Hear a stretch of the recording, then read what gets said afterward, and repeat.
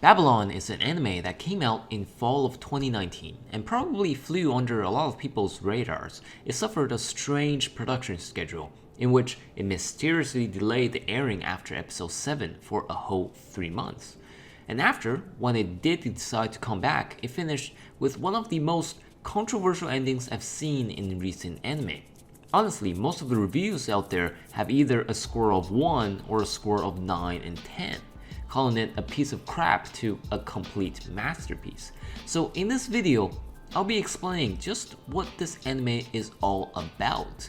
I'll be also exploring its endings and its biblical references in the later half of the video. Our protagonist, Seisaki Zen, is a diligent public prosecutor working at the Tokyo Public Office.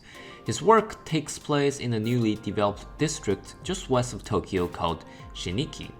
It is an autonomous city designed to offset the effects of over-centralization in Tokyo and is meant as a testbed for new laws and economic growth.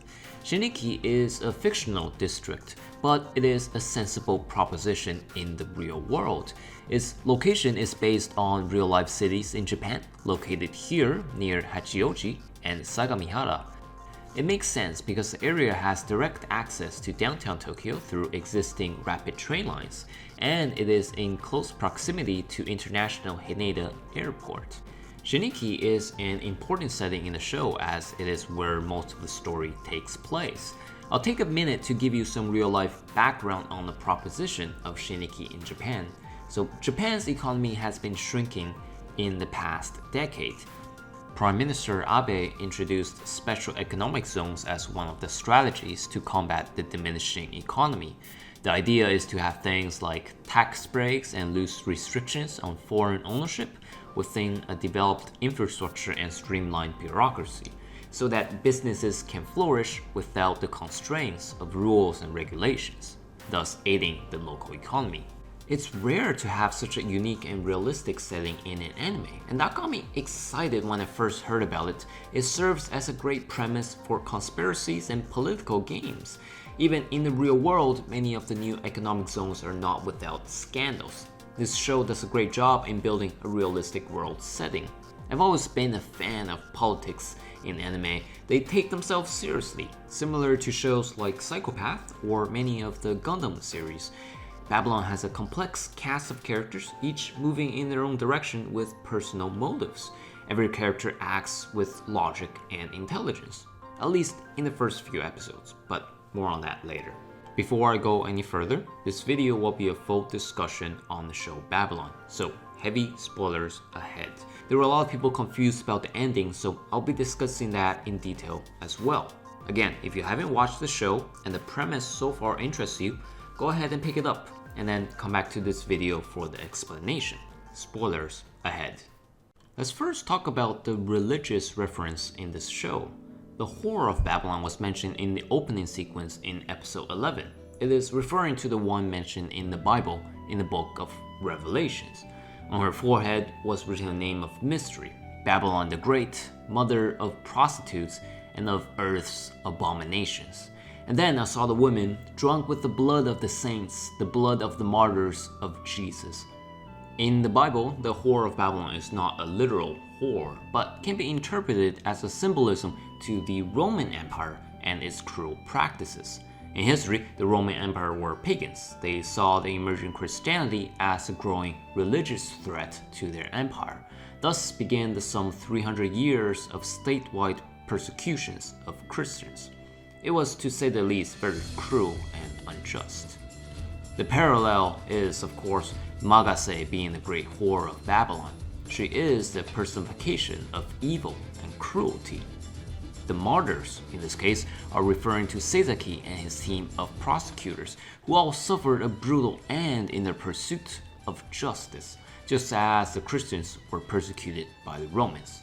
The Bible then mentioned that she rides on the scarlet beast with 7 heads. The scarlet beast in the Bible is another symbol referring to the 7 mountains or the 7 kings. In the anime, it refers to G7, the 7 nations, and it symbolizes the foundation of our modern world, in which Magase rides on and manipulates at will. Now, You might be curious about how the story ends for the Whore of Babylon in the Bible. Well, it was a tragedy. Her story ends being betrayed by the beast that she rode on. The beast will hate the prostitute. They will destroy her and strip her bare. They will devour her flesh and burn her with fire. The Whore of Babylon is Rome, so this symbolizes the fall of Rome and the collapse of its civilization. Now, Magase is obviously still alive in the anime, but her parallel story in the Bible can be interpreted as a sign of hope for humanity. As Seisaki has somewhat foiled her plans to legalize suicide, the world might eventually realize her malice and reject the sins and wickedness that she brings to the world. As for the show's title, Babylon, no, it doesn't have a rim face in it. The monumental fall of Babylon happened in 539 BCE, and the term Babylon is often used in the Bible by Peter as a symbol, again, to the Roman Empire and its collapse. In this anime, Babylon is then most likely referring to our modern world, Earth. It is meant as a critique to our civilization. The show ends with Seisaki killing the president on the rooftops after Magase has done her brain manipulating thing on the president. The reason, of course, being that if the president had jumped off instead, it was signaled to the rest of the world that suicide is acceptable. Now, I had some mixed feelings about the ending. It's good in the way that it puts Seisaki in a unique and difficult moral decision. It shows his character is willing to commit to the bitter end for his sense of justice, despite knowing that he'll be branded as a murderer who killed the president. It's a form of final self-sacrifice, and it's very commendable. Now, the problem I had with this ending was that it was unfitting for what the show had built up in the first half. The show spent a great deal building its many characters, but none of them really mattered in the end. What happened to the mayor's opponents? What happened to the public's reaction? What's happening back in Shiniki? Wasn't there a pharmaceutical company manufactured suicide drugs? What happened to that? And the mayor Itsuki, which I thought was a very interesting antagonist. The show spent 3 episodes on the conspiracy to get him elected.